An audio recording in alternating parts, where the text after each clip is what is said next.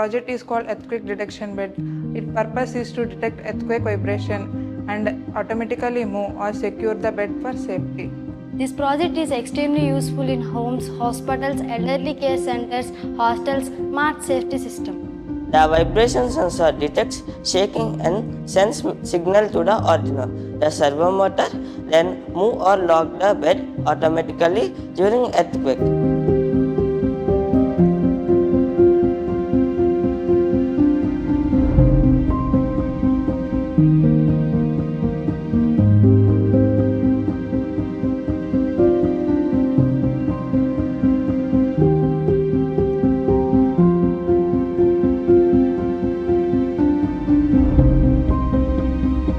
In future, we can add GMS alerts, LOT connectivity, voice message warning to the system, even more reliable. The key components we are used are Arduino Uno, vibration sensor, SC90 servo motor, buck conductor and a 12 volts power adapter. When the sensor detects vibration, it immediately sends data to the Arduino.